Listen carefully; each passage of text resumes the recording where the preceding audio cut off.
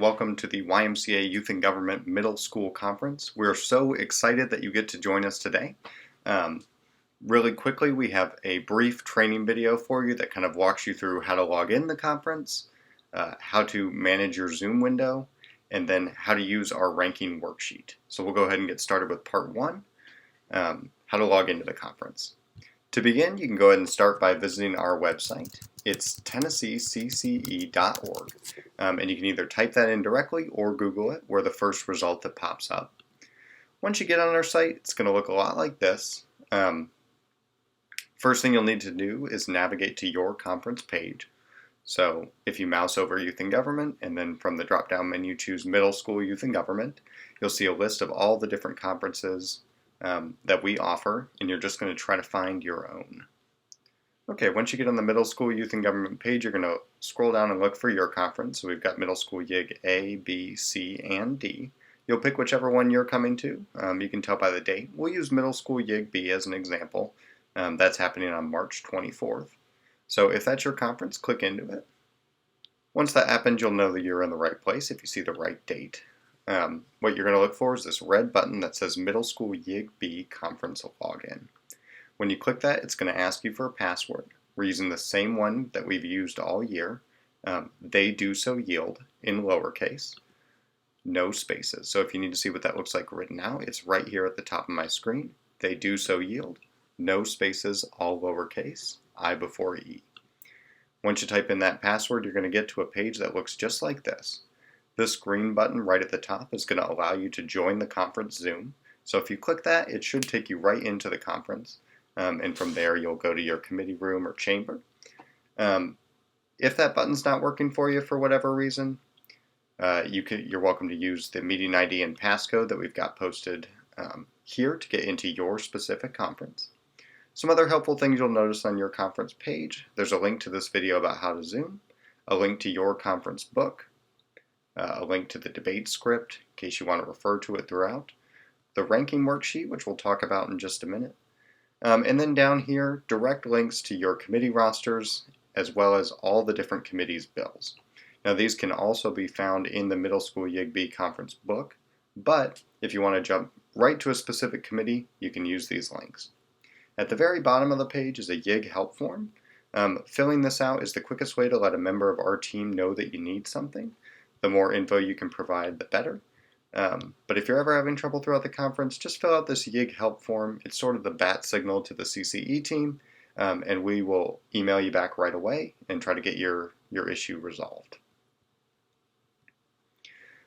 Now, probably the most important thing that you'll need to know before the conference starts is which committee you're in. You can check that with the Middle School YIG B conference book, or just by clicking the committee rosters button.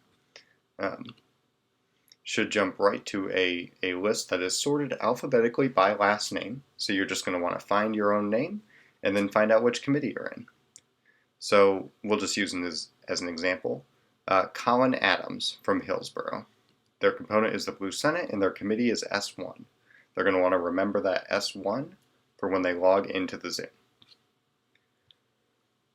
When you log into your Zoom, it'll look mostly like this. I'm sure many of you are familiar with the Zoom platform, probably more familiar than you care to be. But just in case there's some things we need to review, we'll go over a couple of things that are going to help you out at our conference. First thing is, since we're asking everybody to help amplify the voices of your peers and make sure that everybody can hear and understand what's going on, we're going to ask most people to leave themselves on mute unless they have been recognized by one of our officers. So you can go ahead and mute and unmute your audio using this microphone at the bottom left of your Zoom window. When you are unmuted, you'll see the little green level bouncing around, indicating that it's picking up your audio. When you've successfully muted yourself, you'll see that red line that goes right through the microphone, just like you can see now. So right now I'm successfully muted. Another thing you'll notice, if you click this arrow by the microphone, if you're ever having audio issues, you can hit this test speaker and microphone button. 90% of the time that's gonna fix the problem that you're having. Other thing you can do right down here is start and stop your video. You don't need to have your video on for the entirety of the conference, although we definitely encourage it as it as it makes for better debate. But be sure to turn your video off if you leave the room or anything like that. If you click this Participants button at the bottom of your screen, you'll notice that on the side of your Zoom window you should see a list of everybody that's in the Zoom meeting. So right now it looks like we've got 2 handsome guys on here. The Participants button lets you do several things. One of the most crucial is renaming yourself according to conference convention. So if you find your own name on the Zoom Participants sidebar and hover over it, you'll have a couple of options. One is to mute and unmute yourself, and then if you click this More button, you'll be able to select Rename. Everyone should rename themselves so that their name starts with their committee, then their name, then their school. So for me, I filled it out H1 to indicate that I'm in House Committee 1, a dash, my name, a dash, and then my school. If you're in House 2, change this to an H2. If you're in House 3 or 4, an H3 or an H4. If you're in Senate 1, 2, or 3, change it to an S1, 2, or 3. If you can rename yourself as soon as you join the Zoom meeting, that's going to help us sort you into committees that much faster. When you get sorted into a committee, you'll receive an invitation that prompts you to join a breakout room. But if for whatever reason you missed that invitation, you can always join a breakout room at your own pace by looking for these 4 squares at the bottom of your screen and clicking Join Breakout Room. It's going to tell you which committee you've been assigned to and then give you the option to join. And that's all you'll need to click. The other thing the participant sidebar lets you do is access a variety of nonverbal feedback tools. So right here you see one to raise your hand. This is going to be the primary way that you signal to our officers that you have something to say.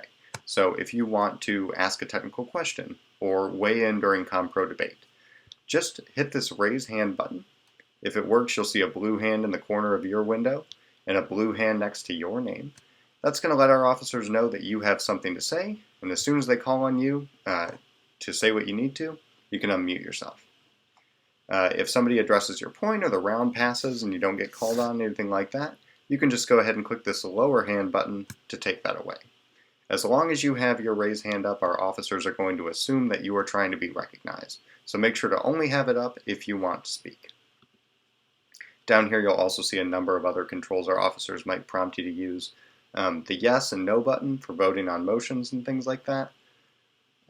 So just know that those are down here and you can access them by hitting that participant sidebar button.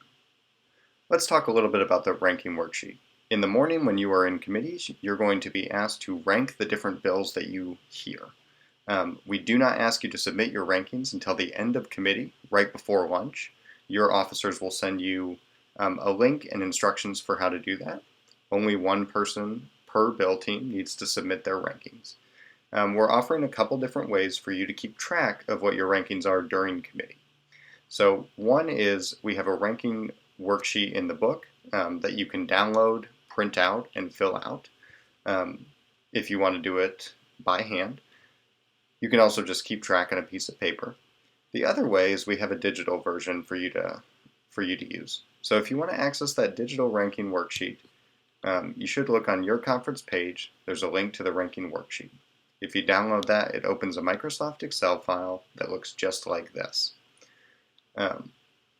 First thing you'll notice is that you can't click just anywhere on this Excel file. Only certain boxes have the ability to be clicked, and that's just to make sure that everything in the form works just right. The only things that you'll need to fill out are these 4 boxes right at the top, and then these boxes in the middle of the table where you'll put your rankings. So the boxes at the top prompt you for a couple things.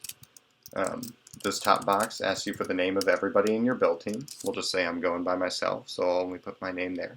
It asks for your bill number, so let's say I'm Red Senate 1-1, I can put that there. And then it asks you to select a committee from this drop-down menu. So let's say I'm Senate 1, I'll go ahead and select that. And if you notice, under this resolution column, all of the bills that are in your committee automatically get put in there. Your conference, you can just fill out here. Then, after each bill, you can rank it according to these 5 categories. Innovation, feasibility, statewide impact, content and research, and presentation. If you have questions about any of these categories, there's explanations for each one down here and some questions to ask yourself. You're going to rank each category, a number between 1 and 5. with 1 being the absolute best and 5 being the absolute worst. Now the form will only let you put in a 1, 2, 3, 4, or 5, which is another way to help make sure that you're doing everything right. So let's say we hear the first resolution and it's pretty good, so we want to give it some good rankings. Maybe we give it a 2 in innovation, a 1 in feasibility, a 2 in statewide impact, a 2 in content and research, maybe a 3 in presentation because their presentation was a little off. Once you put all those numbers in, the form is automatically going to total up your thing and display it over here. Now this total is important because that's what your officers are going to ask you to submit at the end of committee. So just make sure one person from your Bell team is keeping track, again, either on paper or using this form. And then by the time committee is over and your officers ask you to submit your rankings, you'll be ready to go and have all your totals right here. We will see you in just a little bit. We are so excited that you're coming to Youth in Government, and we're looking forward to a great day.